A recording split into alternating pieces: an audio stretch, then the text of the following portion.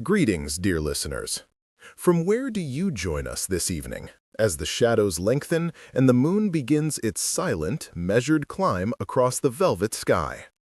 Tonight, let us travel far back in the winding path of time, to a place where the human desire for knowledge found its grandest, most ambitious expression. A monumental testament built not of granite or bronze, but woven from papyrus and ink. The sacred enclosure known simply as the Great Library of Alexandria, the bright heart of a city washed by the Mediterranean tides. This was a city born of a conqueror's vision, rising like a pearl from the delta's edge, designed to be the nexus of the known world. And within its walls, the Ptolemaic rulers sought to gather every written word, every calculation, every prayer, and every recorded history that humanity had ever dared to pen, making it a treasury unlike any other that has since graced the earth. The story begins in the wake of Alexander's meteoric passage, when Ptolemy Soter, the first of his dynasty, understood that true enduring power lay not merely in armies and fleets, but in the possession and mastery of profound wisdom. He decreed the creation of the Mouseion, the seat of the Muses, a sanctuary dedicated to study, meditation, and inquiry, resembling not a dusty repository but a vibrant university, where the brightest minds of Greece, Egypt, and beyond were invited to live, debate, and share their sacred stipend. Imagine the cool marble halls, the gentle lapping of the great harbor just outside, and within, the low, steady murmur of scholars translating Babylonian astronomical charts, comparing Roman law codes, and arguing the geometric principles that govern the cosmos. The library itself was the vast breathing lung of the Mouseion, a colossal effort of acquisition that spanned generations, driven by an almost obsessive zeal to achieve totality. Royal agents were dispatched across the sea lanes, instructed to purchase every book and scroll they could find, paying exorbitant sums for rare philosophical treatises, ancient mythological epics, and even humble manuals on agriculture or medicine, recognizing that all human endeavor held value. It is famously recounted that every ship docking in the massive Alexandrian harbor was searched not for contraband, but for texts. If a scroll was found, it was immediately copied with meticulous care by the library's dedicated scribes, and the original was often retained by the library while the copy was reluctantly returned to the ship's owner, a powerful statement of the sovereignty of the written word. Within its walls, the sheer physical quantity of knowledge was staggering, stretching into the hundreds of thousands of individual rolls, each carefully tagged with a small clay cylinder identifying its contents and placed upon shelves of cedar or cypress. Think of the scribe Callimachus, tasked with the near-impossible labor of imposing order upon this flood tide of accumulated wisdom, composing the Pentateuch, the first true catalog of human literature, stretching over 120 books itself, classifying authors by subject and genre, and recording the first lines of their works to ensure accurate identification. This was not mere storage, but the rigorous organization of civilization's memory, turning chaos into a navigable cosmos of thought. It was here, amidst the silent weight of these countless scrolls, that Eratosthenes, the chief librarian, standing in the bright Alexandrian sunlight, utilized geometry and the shadow of a stick to calculate the circumference of the Earth with astounding accuracy, proving definitively that the world was a sphere turning in the endless void, and mapping it with lines of latitude and longitude that we still use today. Imagine the revelation that must have passed through the halls when men realized that the very size of their physical home, their planet, could be measured and understood through pure thought and patient observation, a testament to the power nurtured within those hallowed rooms. The library housed the complete works of the tragedians of Athens, the sweeping histories of Herodotus, the intricate medical observations of Hippocrates, and the foundational mathematics of Euclid, who taught his craft right there in Alexandria's intellectual climate. The scholars who inhabited this space were not just readers. They were custodians of time itself, responsible for standardizing Greek texts, establishing the authoritative versions of Homer, ensuring that the poetry and philosophy conceived centuries earlier in distant lands would not decay into corrupted fragments or be lost entirely to the silence of history. However, such a vast reservoir of power and knowledge naturally drew the gaze of ambition and the shadow of destruction, for great brilliance casts an equally great shadow, and fragility is often the companion of vastness. The library was not truly destroyed in a single dramatic conflagration, as some later legends would misleadingly suggest, but suffered a slow, agonizing attrition, a gradual decay of patronage, political neglect, and specific acts of damage over centuries that chipped away at its completeness. The first significant wound is sometimes traced to the skirmishes during Julius Caesar's siege of the city, when military necessity caused a great number of scrolls housed near the harbor to be incinerated, a searing loss that signaled the vulnerability of paper to the passions of iron and fire. The spirit of dedicated scholarship began to wane as the Ptolemaic dynasty grew decadent and the political center of gravity shifted inexorably toward Rome. Successive emperors and local rulers, lacking the fierce intellectual curiosity of the early founders, failed to replenish the stock of texts lost to humidity, insect damage, and the simple wearing of time, viewing the immense collection less as a living treasury and more as a burdensome monument of the past. The scholars themselves, the lifeblood of the Mausean, found their stipends cut and their focus diverted by the increasing demands of a turbulent and fractured world, their serene debates slowly replaced by the clamor of civil strife and religious intolerance. Yet for hundreds of years, the structure endured, a pale, venerable ghost of its former glory, still housing irreplaceable texts and attracting dedicated minds when the outside world allowed for peace. It stood as a silent rebuke to the fleeting nature of political power, its mere existence proclaiming that ideas, once penned, possessed a durability that transcended the lifespan of kings and the boundaries of empires. The weight of all human endeavor rested on those parchment sheets, the accumulated striving of millennia stored in one massive single location, making it perhaps too great a temptation for those who sought to remake the world in their own image. We must understand that when we mourn the Library of Alexandria, we are mourning not merely a building, but the irreplaceable loss of connecting threads, the gaps in the tapestry of history that can never mended. How many lost Greek plays, how many detailed accounts of ancient African kingdoms, how many philosophical inquiries into the nature of existence were housed solely within those walls, texts that vanished from the face of the earth and took with them the memories of entire civilizations. The loss was exponential, multiplying the silence, plunging us into greater darkness regarding the true scope of ancient thought and achievement, forever haunting the edges of our understanding. Even today, the pursuit of knowledge echoes the deep, foundational commitment established in that Egyptian city so long ago, a commitment that demands not just acquisition, but relentless preservation and thoughtful dissemination. The enduring lesson of Alexandria is that knowledge is a sacred trust, perpetually vulnerable, and that the construction of a great library is an act of profound and selfless hope against the inevitable ravages of time, striving to hold back the tide of forgetting with ink and dedicated purpose. The great structure itself, known as the Mauseum, the dwelling place of the Muses, was not merely a repository of scrolls. It was a sprawling academy, a silent city dedicated entirely to the preservation and expansion of human thought. Within its cool, shaded colonnades, far from the clamor of the busy Egyptian port, men walked with measured steps, their sandals whispering against the polished marble floors, fully aware they trod upon ground consecrated by the deepest form of human yearning.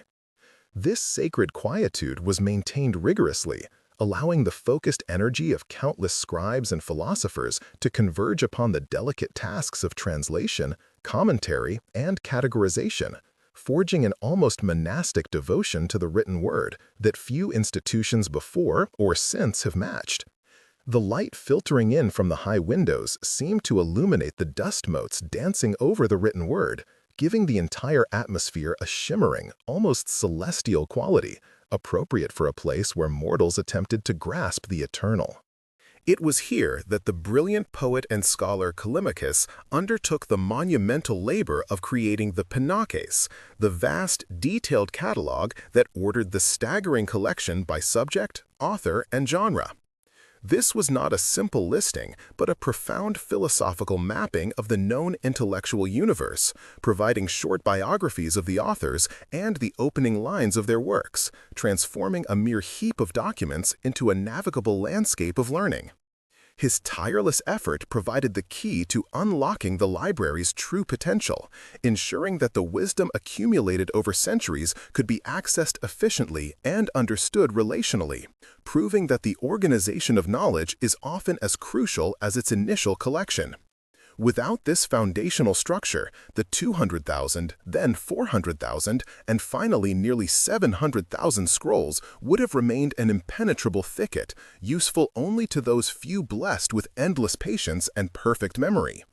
Without this foundational structure, the 200,000, then 400,000, and finally nearly 700,000 scrolls would have remained an impenetrable thicket, useful only to those few blessed with endless patience and perfect memory. The Ptolemies ensured their library's supremacy not through passive acceptance, but through active, almost militant acquisition, sending out dedicated agents, often called book hunters, to scour the civilized world for rare, lost, or superior editions of every significant text.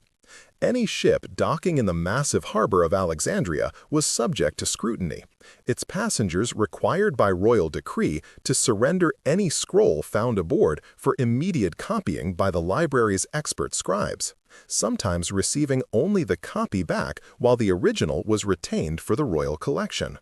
This audacious policy, though sometimes viewed as intellectual piracy by rival kingdoms, was driven by an unyielding desire for the authoritative, uncorrupted text, ensuring that the Alexandrian version became the scholarly standard against which all other copies were measured. These master copies, often bearing the royal seal and the meticulous annotations of the chief librarians, were treated with the reverence afforded to sacred relics, stored in specialized rooms where temperature and humidity were carefully regulated by clever engineering and devoted staff. The chief librarians, such as Zenodotus of Ephesus, were tasked not only with housing the texts, but with purging them of centuries of scribal errors, interpolations, and poorly remembered editions, establishing definitive, clean editions of foundational works like the Homeric epics. This rigorous work of textual criticism, involving the comparison of multiple conflicting manuscripts line by line, demanded immense philological skill and an unwavering dedication to historical accuracy, setting the standard for scholarly editing for 2,000 years hence. They labored to restore the authentic voices of the ancient masters, marking suspect lines with small, precise symbols, the obulus or the critical asterisk, signifying doubt or spuriousness, thus cleansing the sacred spring of literature for subsequent generations who relied upon their judgment. The very concept of a literary canon, a defined body of essential literature, was solidified within these halls, determining which voices would echo through history and which would tragically fade into obscurity. The very concept of a literary canon, a defined body of essential literature, was solidified within these halls, determining which voices would echo through history and which would tragically fade into obscurity. One cannot speak of the library's glory without honoring Eratosthenes, a man whose mind encompassed mathematics, geography, poetry, and history, holding the esteemed title of fourth chief librarian with great distinction. It was Eratosthenes who used the library's vast resources, Specifically, the records detailing shadow lengths observed simultaneously in the deep southern city of Syene and in Alexandria to calculate the circumference of the Earth with startling accuracy, demonstrating the globe's true size long before the Common Era. This breathtaking intellectual leap, based on pure reason and methodical observation drawn from comprehensive data stored within the collection, stands as a profound testament to the library's function as a laboratory for the cosmos, proving that the pursuit of texts was inextricably linked to the mapping of the physical world. He was the epitome of the polymath, the true scholar who refused the limitations of singular specialization, embracing all facets of inquiry under the guiding light of the muse's singular inspiration. Day after day, hundreds of professional scribes sat hunched over low tables in the scriptorium, their hands stained with soot-based ink, working diligently to replicate the fragile papyrus scrolls onto new, fresh sheets, ensuring the continuance of the texts for future study. The sheer physical commitment required to manage the inventory and sustain the flow of new copies demanded an enormous economic infrastructure, drawing upon the vast wealth of the Ptolemaic kings to pay for the expensive materials, the finest Nile papyrus, and the meticulously prepared skins for vellum or parchment. The rustle of newly cut reeds, the soft scraping of the pen nibs across the fibers, and the pervasive scent of papyrus and cedar oil permeated the air, forming the quiet soundtrack of preservation, a constant, measured defiance against the inevitable decay inherent in organic materials. These were the anonymous guardians, the silent warriors who fought against oblivion, one careful, copied letter at a time, their personal histories largely lost, but their collective work echoing powerfully through the subsequent ages. Beyond literature and mathematics, the library fostered revolutionary advances in anatomical study and medicine, drawing upon ancient Egyptian knowledge and blending it seamlessly with Greek Hippocratic theory regarding the humors and the body's workings. Scholars here meticulously studied the human body, conducting unprecedented investigations into the structure of organs and the flow of vital energies, laying groundwork that would be lost and then tragically rediscovered centuries later by others working in darkness. The collection housed rare medical texts detailing sophisticated treatments and surgical procedures previously unknown to the Hellenic world, creating a nexus of healing knowledge that attracted the most respected physicians from across the Mediterranean basin, transforming Alexandria into the capital city of ancient scientific practice. This integrated approach, where philosophy informed physics and where medicine utilized geography and astronomical observation, illustrated the holistic view of knowledge held by the Mausian, that all fields were merely different paths leading to the singular summit of comprehensive truth. Yet this magnificent edifice, built upon the foundation of royal patronage, also contained within its very structure the seeds of its own eventual sorrow, as its fortunes were inextricably tied to the volatile lineage of the Ptolemies themselves. When the royal house was stable and generous, the library flourished, its coffers filled and its acquisition policies aggressive. But when internal strife gripped the throne, the commitment wavered, and the scholars often found themselves caught tragically between competing political factions and royal jealousies. The library was not only a collection of scrolls, but a profound symbol of Egyptian power and Greek cultural dominance, making it an inevitable target in the political struggles for influence both within the city and from the rising power of Rome across the sea. The scholars, initially shielded by their perceived neutrality in the face of power, slowly realized that the purity of intellectual endeavor offered no genuine armor against the sharp edges of imperial ambition and unavoidable political bloodshed. One of the most damaging blows, preceding the great physical losses, was the intellectual diaspora initiated by Ptolemy VIII Physcon around the year 145 BC. a ruler whose disdain for intellectual independence and reliance on his own crude judgments led him to purge Alexandria of its finest minds. Scholars, critics, and philosophers who had been nurtured by the Museum were abruptly scattered across the Hellenic world, carrying with them fragments of Alexandrian wisdom and establishing new centers of learning in places like Rhodes, Athens, and the court of Pergamon. Though this expulsion inadvertently disseminated Alexandrian methods throughout the Mediterranean, it drained the heartblood from the library itself, breaking the chain of continuous, cooperative genius and signaling that political tyranny could prioritize petty grievances over the invaluable resource of human intellect.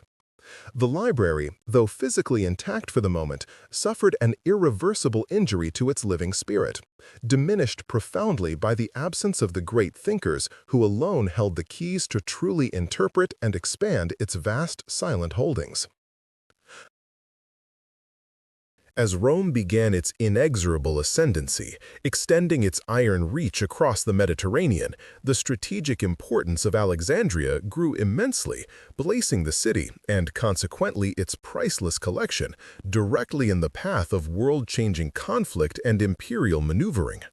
The careful, measured rhythms of the scholarly life were increasingly disturbed by the tramp of legionary feet and the shouted demands of Roman proconsuls, who saw the library not as a sacred institution, but as a magnificent spoil of war or a political bargaining chip to be used against local rulers. The air of quiet contemplation that had defined the Mausian for centuries began to be replaced by the palpable tension of deep uncertainty, the scholars feeling the chilling, fragile nature of their protection beneath the looming shadow of the Western Empire's absolute power. The fate of millennia of stored wisdom now rested precariously upon the whims and logistical decisions of generals consumed by ambition and the immediate necessity of brutal battle maneuvers. It was during the critical struggle in 48 BC between Julius Caesar and the forces supporting the young Ptolemaic throne that the scholarly sanctuary was directly threatened, pulled unwillingly into the vortex of a foreign civil war fought upon the very edges of Egyptian soil. Caesar, besieged in the royal quarter near the harbor by hostile forces, found himself in a desperate tactical situation, compelled by military necessity to secure his small fleet and prevent it from falling into the hands of the opposing Egyptian admirals. The decision was swift, brutal, and made without consideration for the delicate treasures held nearby. He ordered the burning of the ships moored in the Great Harbor Basin, intending to create a defensive barrier of fire and smoke to protect his own exposed position from immediate attack. The flames, once unleashed, found greedy fuel in the wooden docks, the massive stores of grain reserved for the city, and the nearby arsenals, spreading quickly and uncontrollably through the tightly packed royal quarter, driven by the strong, unforgiving Mediterranean wind. Though the main building of the Mausian was set further back from the immediate waterfront, the adjacent storage facilities and annexes, believed to house thousands upon thousands of valuable scrolls awaiting cataloging or shipment, were catastrophically consumed by the hungry inferno. Imagine the horrifying spectacle. The intense, searing heat buckling the heavy stone of the storage rooms, the great roar of the conflagration deafening the panicked cries of the citizens, and the thick, black smoke carrying aloft the ashes of untold histories and poems that had survived previous ages of turmoil. Witnesses later recounted the sickening, unmistakable scent of burning parchment, a smell like dried leaves and bitter spices, that permeated the entire city for days, a funereal odor signifying the rapid, agonizing end of perhaps 40,000 or more priceless volumes. This sudden, violent loss represented the first great physical scar upon the face of the library, a scar inflicted not by intellectual disdain, but by the reckless indifference of military pragmatism and the unavoidable collateral damage of a powerful man's struggle. The official Roman account subsequently minimized the tragedy, viewing the loss of scrolls as a mere operational casualty, far less significant than the strategic gain achieved by the maneuver that saved Caesar's beleaguered forces from annihilation. For the remaining scholars, however, the devastation was a profound, soul-shattering trauma, the equivalent of watching their entire ancestral memory turn instantaneously to smoke and dust, revealing the terrifying fragility of their carefully constructed world of learning. They gathered desperately among the smoldering ruins, sifting through the charred remnants, attempting to salvage any fragment of text, finding only brittle edges and illegible carbonized rolls, silent testaments to the swift and unforgiving power of elemental destruction when combined tragically with human conflict. The destruction of this sizable portion of the library demonstrated clearly to the world that the preservation of culture was now utterly secondary to the immediate demands of imperial warfare, setting a chilling and terrible precedent for the centuries of strife that were soon to follow. In the years immediately following the conflict, Cleopatra, keen to maintain the intellectual prestige of her city and soothe the deeply outraged scholarly community, made concerted efforts toward restoration of the collection. Her formidable political acumen led her to seek compensation directly from Rome, resulting in the famous presentation of 200,000 scrolls from the Library of Pergamon, a collection gifted by Mark Antony as a gesture of both diplomatic alliance and cultural repair. While this massive infusion of texts temporarily refilled the physical space and offered a wealth of new material for study, it could never truly replace the unique, critical editions that had been incinerated. The specific commentaries, the definitive Homeric texts, and the irreplaceable Alexandrian master copies meticulously compiled over generations. The replacement was a magnificent offering, yet it served as a stark reminder that true knowledge, once lost in its original context and critical form, can only ever be substituted, never perfectly restored to its initial state of grace and authority. Thus, the library, scarred but surviving, entered the late stages of its life under the increasingly severe oversight of Roman prefects and emperors, its intellectual independence slowly being eroded by the demands of a new, centralized imperial power far removed from the patronage of the Ptolemies. The funding for ambitious acquisition waned, the freedom of inquiry that had defined the Mausean diminished, and the vibrant scholarly community began to fracture, dispersing the last great generation of comprehensive Greek thinkers. The relentless curiosity that had once compelled the kings to capture every single piece of writing in the known world gave way to a more pragmatic and selective focus, concerned primarily with maintaining the prestige of the Roman Empire rather than the universal pursuit of pure truth. The slow poison of diminishing returns and intellectual stagnation began to seep into the foundations of the magnificent sanctuary, leading to a long, drawn-out decline more insidious than any sudden conflagration. The vast accumulated weight of scrolls, once the pride of the world, gradually became a physical challenge, demanding constant restoration and meticulous transcription by scribes whose passion often paled beside the original zealots who founded the great scriptorium. These silent thousands of papyri, brittle and frail, required steady humidity and careful turning, a monumental labor that stretched the diminished resources of the Roman prefects who saw the library merely as a civic fixture, a token of historic prestige rather than a spiritual hearth demanding constant renewal. The great scholarly debates ceased to rage within the echoing halls of the Mausean, replaced instead by the tedious, repetitive work of preservation, lest the sheer accumulation of age and neglect turn wisdom to dust and render the most precious texts illegible. Roman patronage, while present and necessary for the institution's sheer survival, favored practical jurisprudence, engineering manuals, and histories that glorified the triumphs of the eternal city, viewing abstract Greek metaphysics and esoteric mathematical calculations with a degree of dismissive suspicion. The emperors were fundamentally concerned with conquest, taxation, and governance, finding little immediate utility in the exhaustive linguistic analysis or the complex astronomical observations that once consumed the most brilliant Alexandrian minds.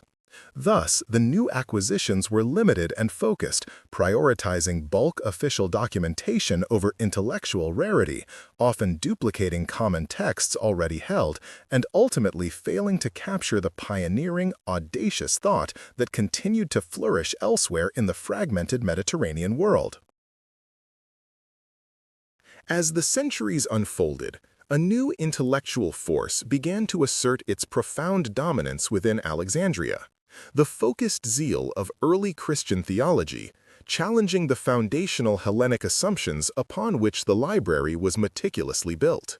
Where the old scholars sought patiently to reconcile every contradictory philosophical school through subtle synthesis and rigorous critique, the new thinkers demanded clarity, singularity of truth, and an absolute rejection of the polytheistic, competing narratives enshrined within the library's silent shelves. This theological shift created an inherent and irreconcilable tension, for the Mouseion remained deeply devoted to its traditional gods of learning, Apollo, the Muses, and the great Hermes, and instinctively resisted the growing demands to categorize all knowledge under a single, divine, unchallengeable framework. The greatest minds of the classical tradition, sensing the approaching chill of dogmatic limitation and intellectual constriction, began one by one to drift away from the stagnant waters of the Alexandrian institution, seeking homes in burgeoning centers like Constantinople, Antioch, or Athens, where intellectual fire still burned with a protective Hellenic fervor. The esteemed chairs of the Mouseion, once filled by towering intellectual giants who commanded the knowledge of the entire known world, were increasingly occupied by well-meaning but lesser scholars, content to write meticulous glosses upon the monumental works of their predecessors rather than risk the perilous path of genuine innovation. The living, breathing heart of the library, the community of vibrant debate and audacious discovery, suffered a slow, quiet, spiritual death, leaving behind only the magnificent, echoing, silent shell built by the generous hands of the Ptolemies.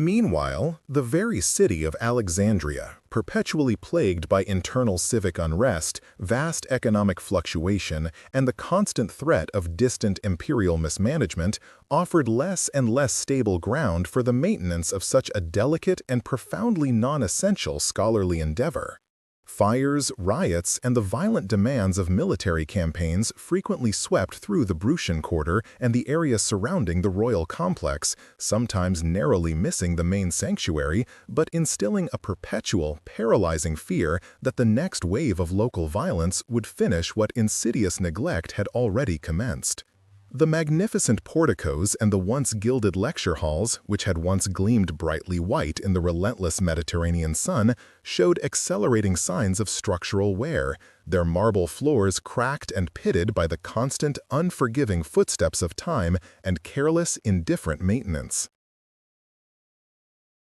The distant pronouncements issuing from the imperial courts of Rome, and then from the majestic new capital of Constantinople, grew increasingly hostile toward the old ways and the traditional pagan faiths that underpinned the classical corpus, culminating in severe imperial decrees that sought to utterly extinguish the public practice and enduring symbols of the ancient beliefs.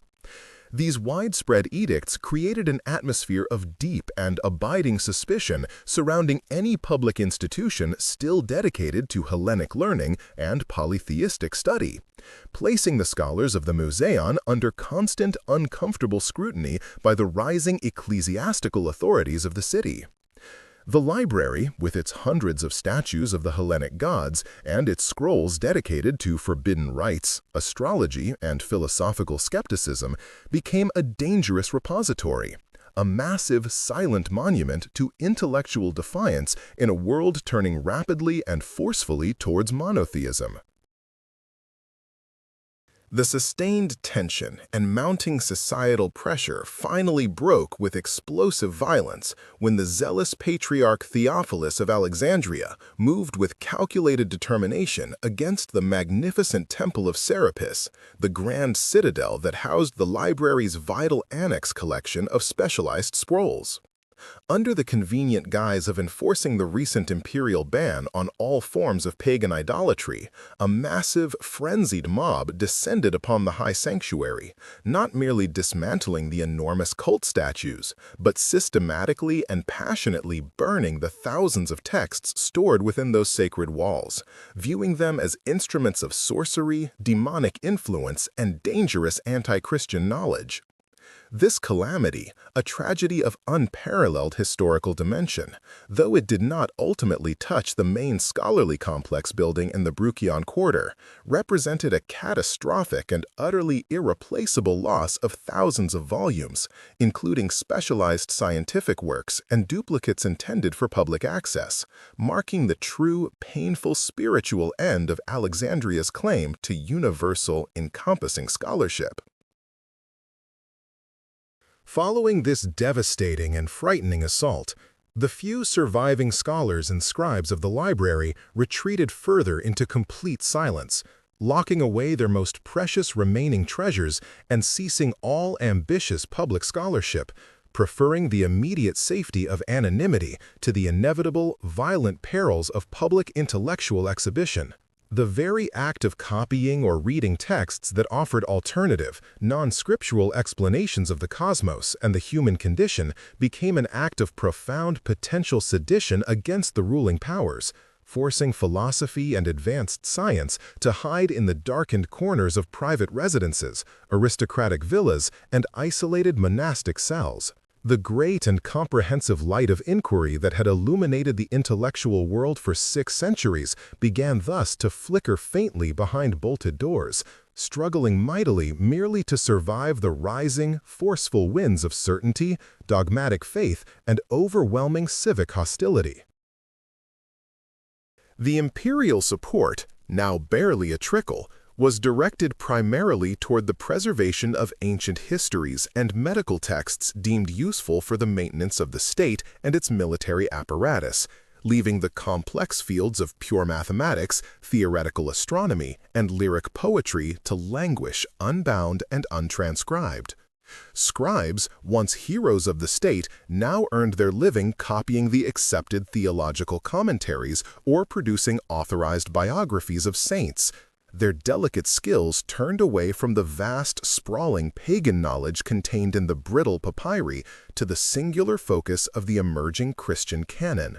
The great ancient catalog itself, once meticulously updated and annotated by the finest minds, began to decay, its careful divisions and authoritative classifications becoming irrelevant to a world that no longer sought to organize knowledge by the authority of antiquity, but by the ultimate authority of revelation. The final physical decay of the main Mausian complex was not marked by a singular, defining inferno or an act of barbarian conquest, but by the slow, grinding erosion of state priority and the dispersal of its intellectual contents into less centralized, more secure private hands. As the Roman state itself fractured and its power in Egypt waned, the local administration could no longer afford the specialized fire wardens, the papyrologists, or the salaried philosophers who constituted the essential infrastructure of the library. The great institution, like a massive stone ship slowly sinking into the desert sand, began to shed its ballast, with scrolls either quietly stolen for resale or simply abandoned in damp corners to be consumed by silverfish and the relentless creeping mold of the Nile Delta. The library ceased to be the singular, unavoidable center of learning in the Mediterranean, becoming merely one archive among many, albeit a large and historically significant one, stripped of its unique authority and its royal mandate to gather all the writings of the world. Those scholars who remained true to the Hellenic ideal were forced to conduct their studies in secret societies, forming fragile networks across the disintegrating empire, passing fragments of the old wisdom, the geometry of Euclid, the physics of Archimedes, from master to student like precious, illegal contraband. Alexandria's genius survived, but it was no longer public, no longer celebrated in the marble halls. It had become fugitive, whispered in hidden chambers, seeking refuge from the increasingly intolerant gaze of the new, monotheistic power structure that governed the city's fate. This long, quiet twilight saw the slow transformation of the library's mission. It was no longer a place of discovery, but a vault. No longer an open invitation to all thinkers, but a hidden inheritance guarded by a cautious few who understood the value of the fading light they possessed.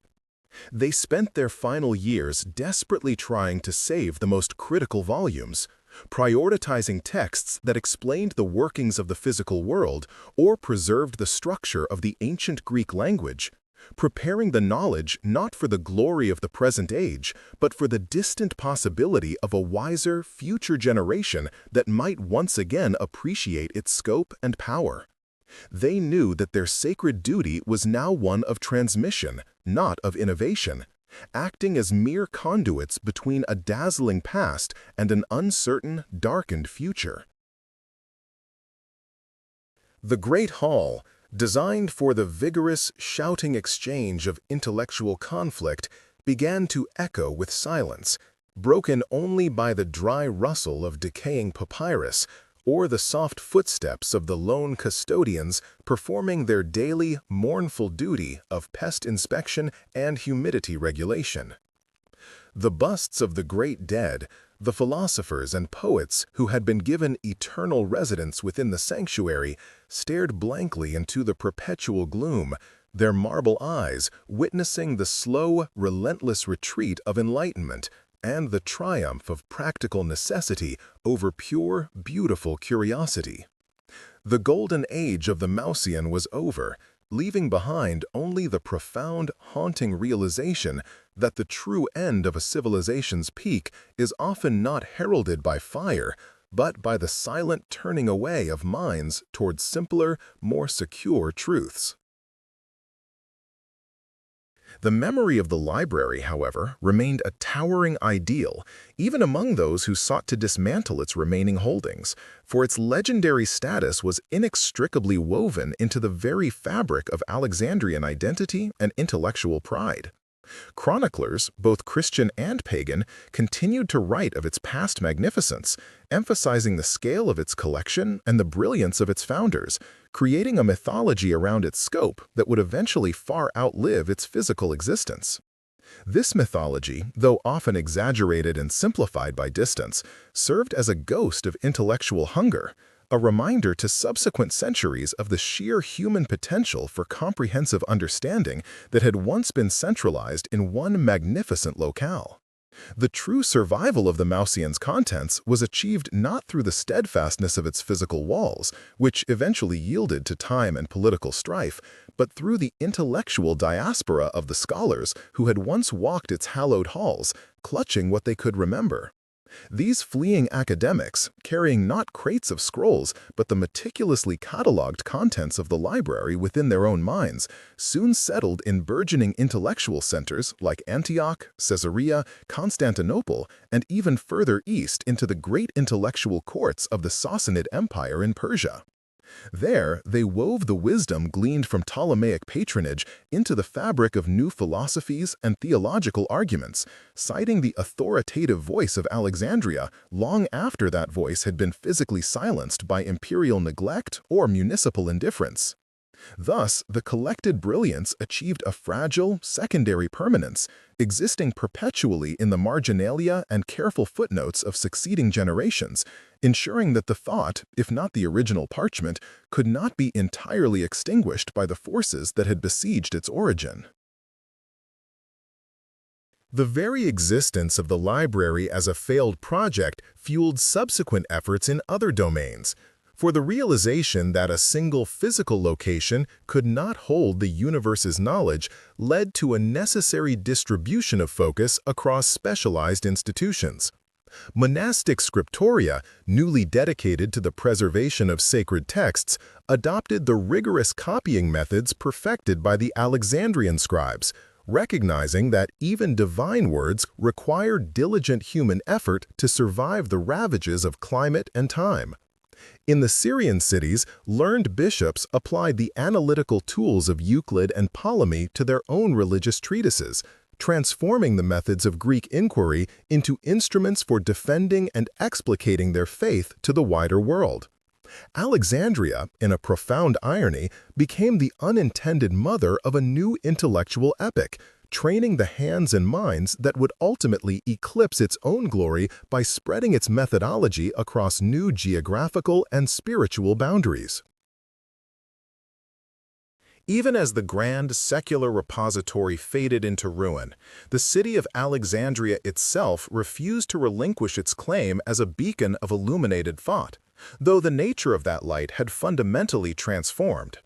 New schools arose, fueled by a fervent devotion to sacred texts, where rhetorical precision and philosophical rigor were applied primarily to the interpretation of Scripture, rather than the encompassing sweep of pagan astronomy and poetry that had once defined the Musaean. The dialectical tools forged by Aristotle and Plato were quickly sharpened and repurposed by the burgeoning theological academies, where intellectual contest still raged with fierce intensity, but the scope of permissible inquiry narrowed significantly under the weight of revealed truth. This transition marked a profound cultural migration, where the hunger for knowledge did not vanish, but rather found a new, singular, and authoritative object upon which to fix its intense and demanding focus, dismissing the wide, shimmering horizon of comparative wisdom. The common memory, however, craving a decisive end, demanded a sudden, tragic cataclysm worthy of such monumental loss, and thus the popular imagination invented the myth of the singular, all-consuming fire that obliterated every scrap of wisdom in a single night of devastation.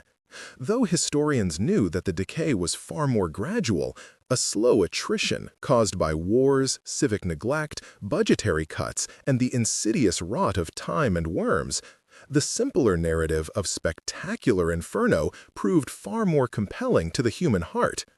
This manufactured tragedy offered a clean demarcation between a golden past and a shadowed present, conveniently exonerating the generations who had allowed the slow decline by blaming instead the instantaneous cruelty of flame or the indiscriminate violence of foreign invasion. It is demonstrably easier for the conscience of posterity to mourn the sudden, spectacular death of an ideal than to confront the tedious responsibility of sustaining it through generations of intellectual fatigue and political apathy.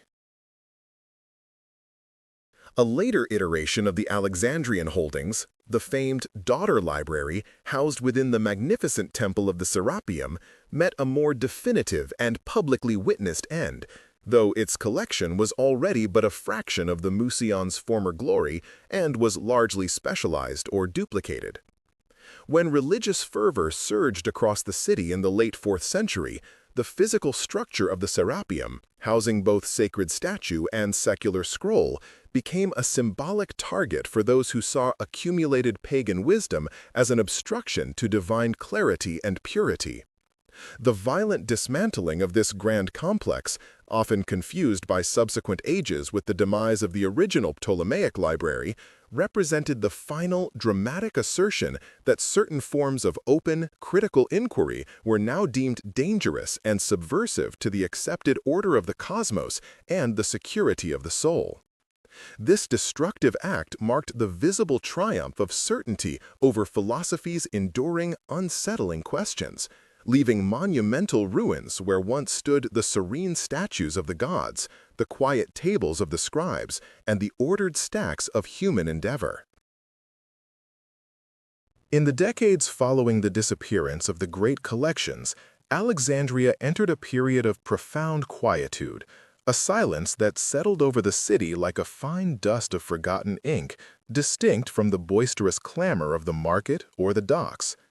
The absence of the thousands of international scribes, thinkers, and wealthy patrons who had once sustained the massive intellectual engine created a palpable, invisible pressure, a vacuum where once had been the lively friction of incessant debate and comparative analysis of every known work. One could walk the porticos where once Eratosthenes had calculated the Earth's circumference or Euclid had taught his geometry to eager students, and feel only the cool indifference of the Mediterranean air and the faint, melancholic echo of vanished voices.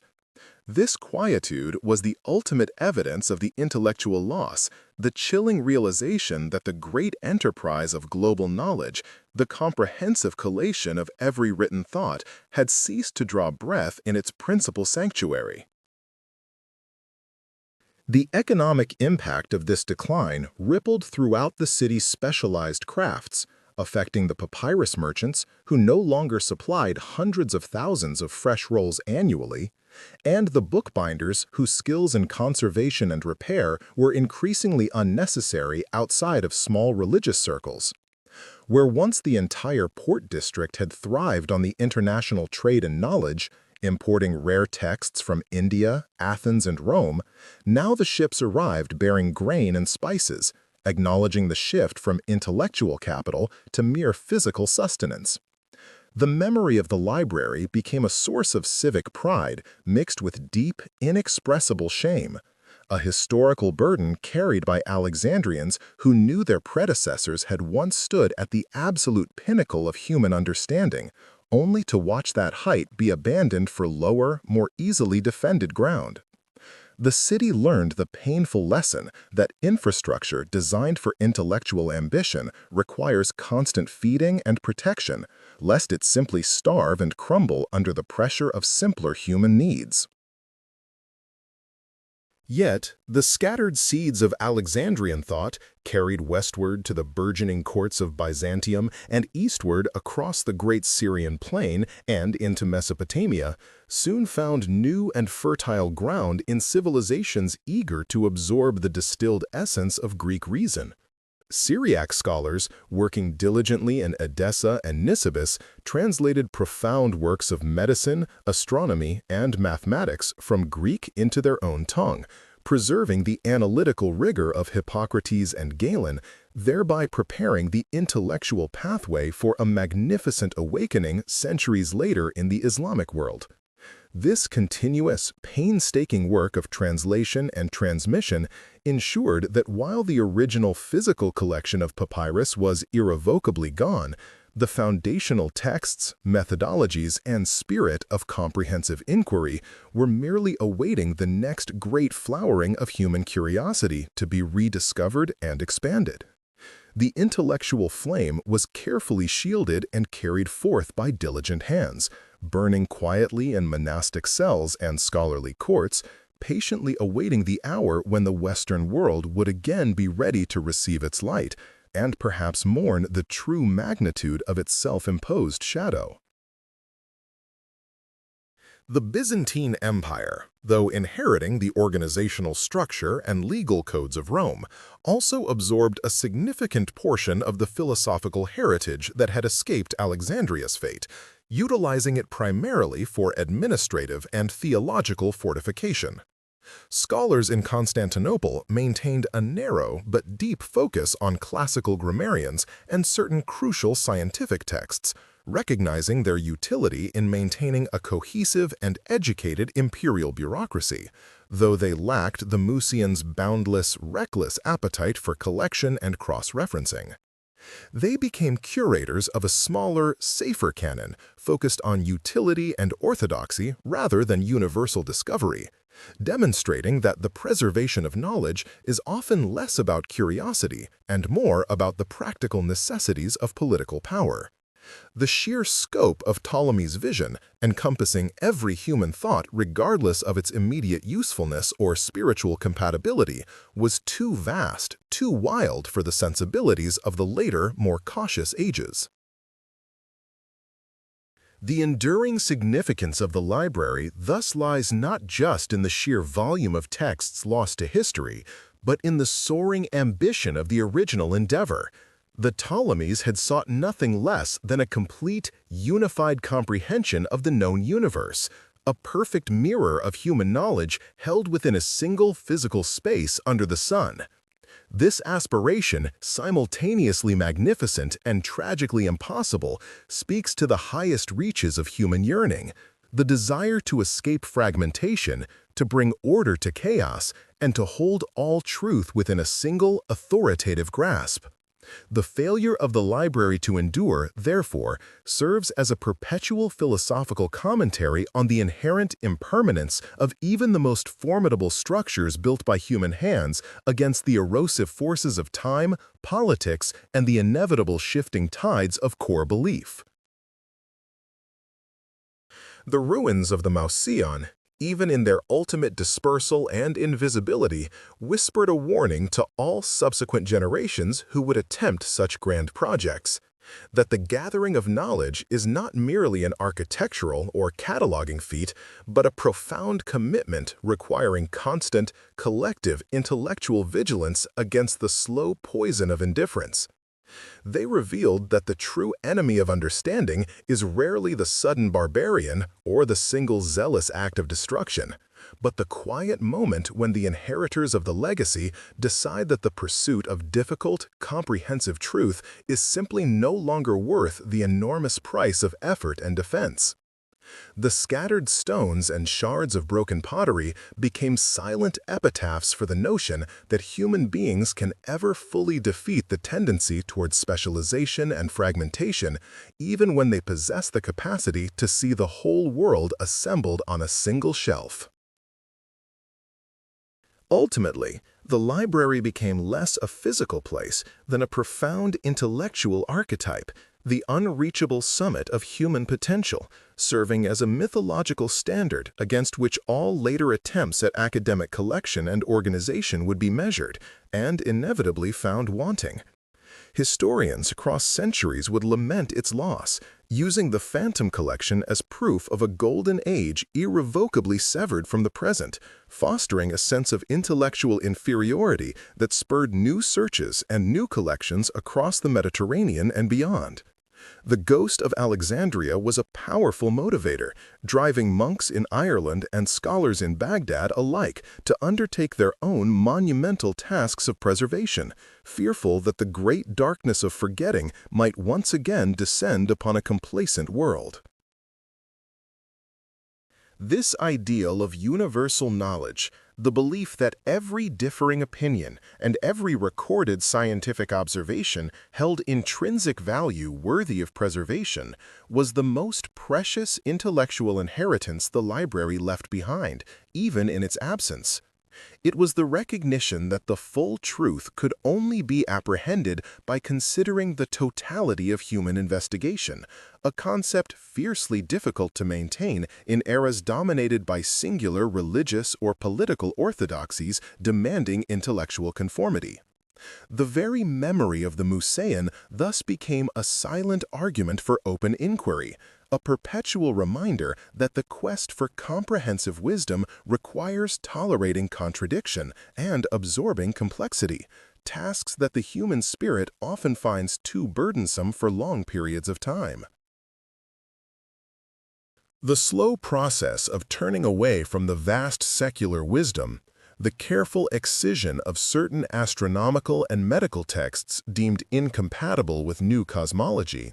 demonstrated the painful selectivity of memory and preservation. Knowledge that did not serve the immediate political or spiritual needs of the ruling power was simply allowed to cease existing, not through formal decree, but through the mundane act of failing to copy and recopy aging scrolls. This quiet, bureaucratic selection process proved far more deadly to the intellectual diversity of the collection than any invading army, determining which voices of the past would survive to speak to the future and which would be condemned to permanent, undeserved silence, wrapped within the decaying linen of abandoned roles. Those dedicated few who still frequented the remnants of the Messian in its final, melancholic decades understood that they were participating in an elegy for an entire intellectual civilization, not merely observing the decay of a building. They saw the marble floors cracked by indifferent feet, and the dust settling on texts that had not been opened in generations, and recognized that the failure was primarily a failure of patronage and prioritization. It was a failure of the living to honor the ambition of the dead, a collective surrender to the notion that the maintenance of universal knowledge was too expensive, too dangerous, and ultimately too exhausting for minds preoccupied with immediate salvation and the fierce demands of day-to-day survival in an increasingly fragmented world. Even after the final structures associated with the great collections had crumbled entirely into the earth, their stones eventually repurposed for fortifications or lesser civic buildings, the phantom of the library continued to inform the geographic pride of Alexandria, maintaining the fiction of its intellectual primacy long into the Byzantine era. The city's identity remained inextricably linked to its forgotten past, often invoking the names of the great scholars of the Ptolemaic period in official rhetoric, even as the true spirit of critical inquiry they represented had long fled the city's narrowing streets. This reliance upon a mythical past to sustain a mediocre present is the final, sad commentary upon the collapse of the universal dream, where the memory of greatness becomes a substitute for the demanding reality of sustaining it. The true inheritors of the Alexandrian model, those who would later attempt the establishment of centralized libraries and academies that spanned the breadth of contemporary knowledge, studied the history of the Mausian not as a triumph, but as a cautionary tale detailing the vulnerabilities of concentrated intellectual power. They learned that securing wisdom meant diffusing it, translating it across linguistic barriers, and scattering its light across numerous centers, ensuring that no single calamity, whether military, political, or religious, could ever again extinguish the entire flame of global understanding. The loss of Alexandria taught the world the necessity of decentralization, forcing subsequent empires to adopt a more resilient, distributed model for knowledge preservation, realizing that survival lay in complexity and multiplicity rather than in solitary magnificence. And so, the legacy of the Great Library persisted less in tangible fragments than in the methodology it had perfected. The systematic cataloging, the rigorous textual criticism, the establishment of canons, and the very concept of the learned editor who could purify and organize the chaotic flood of accumulated human writing. These invisible instruments of scholarship, the mental apparatus inherited by subsequent generations of thinkers, proved to be the most enduring treasures salvaged from the wreckage of the Ptolemaic dream. They ensured that even when the original scrolls of Homer, Euclid, or Sappho were gone, the means to study and understand their essence, had it survived elsewhere, would forever bear the careful, rigorous imprint of Alexandrian method. It is through these filtered, second-hand sources, through the quotations embedded deep within Byzantine commentaries and the detailed translations found in the Eastern courts, that modern scholars still reconstruct the ghost of the magnificent collection, peering through the long curtain of history. The fragments speak of works that have utterly vanished, volumes on lost philosophies, exhaustive records of ancient monarchies, and mathematical treatises whose complexity has only been paralleled in the most recent centuries, all testifying to a period of intellectual density the world may never fully replicate. The study of the library's loss thus becomes not a story of emptiness, but a constant, tantalizing pursuit of the shadow of knowledge, an ongoing, mournful excavation into the bedrock of vanished truth. Yet the library did not perish in a single dramatic gasp swallowed whole by a sudden catastrophe, but rather underwent a protracted, agonizing dissolution, a slow fading of the light that stretched across 400 years of political neglect and cultural hostility. The initial great wound, the accidental burning of the harbor warehouses during Caesar's skirmishes, was but the first tremor. The true destruction came through the gradual erosion of the intellectual climate, the steady withdrawal of patronage, and the simple, ceaseless decay of the papyrus itself, which demands meticulous, costly renewal every few generations. As the Ptolemaic dynasty crumbled and Roman governance brought unstable rule, the stream of royal silver that once funded the copyists, the curators, and the purchasing agents dwindled to a trickle, leaving the vast holdings vulnerable to the very elements they were designed to defy: the damp sea air and the bookworms of indifference.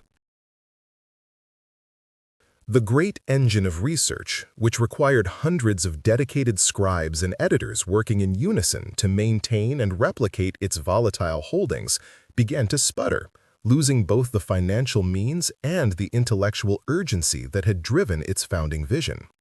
Scholars of subsequent eras noted a palpable drop in the activity within the museum's halls by the 3rd century of the new era, remarking upon the silence where once there had been the clamor of rigorous debate and the incessant scratching of reeds upon parchment.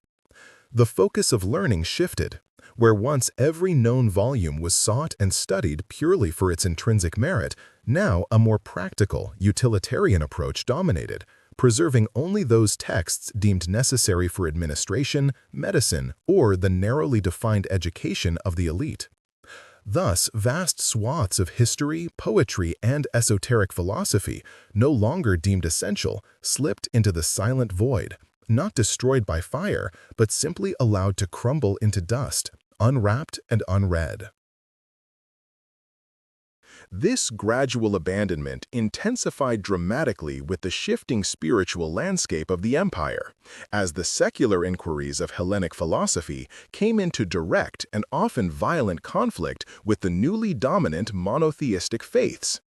The intellectual fervor that had revered geometry, astral observation, and the meticulous dissection of historical narrative began to be viewed with suspicion, often branded as impious curiosity or even dangerous sorcery by the zealous proponents of dogmatic truth. The Great Library itself and its sister institution, the Serapeum, the so-called daughter library, which held many of the overflow volumes and translations, became symbols of the fading pagan world, repositories of a defiant, pluralistic knowledge that refused to bow to a single, revealed authority. The tension between the pursuit of objective, measurable truth and the passionate assertion of divine certainty grew taut, threatening to snap the slender thread of ancient learning that still survived. It was in the year 391 of the Common Era that this tension reached its awful climax, when the Patriarch Theophilus of Alexandria, empowered by imperial decree and popular religious fervor, directed the destruction of the Serapeum, one of the most magnificent structures still standing in the city, holding a vast reservoir of the collection's surviving scrolls. The edifice, which was both a temple complex dedicated to the syncretic god Serapis and a revered center of scholarship, was utterly torn down, its statues smashed, and its irreplaceable scrolls, the detailed observations of Aristophanes, the subtle arguments of Neoplatonism, and the final remaining copies of works from the great Athenian tragic poets, were scattered, trampled, or deliberately burned as relics of idolatry. This was not the accidental destruction wrought by warfare, nor the passive decay of neglect, but a calculated, public assertion that there was knowledge which should not merely be forgotten, but actively purged from the memory of men. The few remaining scholars who had dedicated their lives to the ancient disciplines watched this obliteration with a horror that transcended mere physical loss, understanding that the very possibility of unfettered inquiry was being bricked up and buried beneath the rubble of the demolished temple. Many of these philosophers and mathematicians, seeing their life's work declared blasphemous and their existence precarious, chose immediate flight, scattering like seeds before a harsh wind, carrying with them only what scrolls they could physically secure and the unwritten knowledge within their own minds. They journeyed eastward to the Syriac centers of Edessa and Nisibis, and later still across the Persian border to the court of the Sassanid Shahs, finding temporary sanctuary in cities that valued the practical application of Greek medicine and astronomy, even if they rejected its theology. This diaspora ensured that the Alexandrian method, its precision in translation, its reverence for textual stability, and its commitment to organized scholarship was not entirely extinguished, but merely transplanted, allowing the sciences of Aristotle, Ptolemy, and Galen to bloom anew in lands far removed from the Mediterranean Sea. The intellectual center of gravity shifted definitively eastward, establishing the foundation for what would eventually become the great flowering of Islamic scholarship centuries later, where the texts of Hellenic antiquity were diligently translated and preserved in Arabic, often saving them from total oblivion in the Latin West, which was descending into a period of intellectual isolation. The library thus found a strange, paradoxical immortality through its destruction, persisting as a silent, invisible influence upon those who came after, guiding their hands as they copied and commented upon the fragments that survived the purges. Yet, the original, vital essence of the collection, the sheer breadth of comparison, the ability to trace an argument through every permutation known to the classical world, the critical mass of contradictory evidence that fueled the museum's relentless self-correction, was irretrievably lost in the scattering. The surviving texts were now isolated islands, detached from the mainland of context that had given them their deepest meaning, understood by new readers who possessed neither the complete background material nor the unique, highly specialized language of the scholars who had created them. The vibrant, competitive intellectual ecosystem of the Ptolemaic era, where 100 theories contended in the same hall, was replaced by a series of fragmented traditions, each holding dear a specialized portion of the whole, mistaking the part for the magnificent, unified entirety. This long, tragic decline left Alexandria a shadow of its former intellectual self, a city still bearing the impressive, if crumbling, monuments of its past, but whose spirit of encyclopedic curiosity had been suffocated by the demands of orthodoxy. The final, infamous layer of the library's tragedy was woven much later, several centuries after the decline was complete and the main collection had vanished, culminating in the popular, yet historically controversial story concerning the arrival of the Arab armies in the 7th century. This narrative, arising long after the events it purported to describe, detailed a decisive moment where the last remaining books were supposedly condemned to flame by a conquering general, based upon the judgment that if they contradicted the sacred text, they were heretical, and if they agreed with it, they were superfluous. Whether this final, vast burning occurred precisely as recounted in later chronicles is a question that continues to occupy the minds of historians, who often find the evidence for such a grand, late destruction sparse and contradictory, arguing that the scrolls were largely gone by that time. But the persistence of the tale itself is perhaps more telling than its historical accuracy, functioning as a necessary, horrifying metaphor for the long, creeping process of abandonment and willful suppression that had truly consumed the library over generations. The myth of the final conflagration provides the human spirit with a singular villain and a definable moment of loss, lending narrative shape to a tragedy too diffuse and vast to be encompassed by the slow, bureaucratic suffocation of intellectual life and the ravages of climate and neglect. The enduring image of mountains of papyrus being fed into the public baths to fuel the fires for 6 long months serves to encapsulate the ultimate fate of all knowledge that lacks continuous care and fervent dedication, symbolizing the ease with which centuries of painstaking accumulation can be reduced to ash when the guardians of the flame turn their minds to other, more immediate concerns. It transforms the slow failure of political will and cultural unity into a stark, visceral symbol of intentional annihilation, fixing in the memory of mankind the profound and lasting shock of seeing the accumulated wisdom of the world treated as mere fuel, fit only to heat water and warm the bodies of the populace.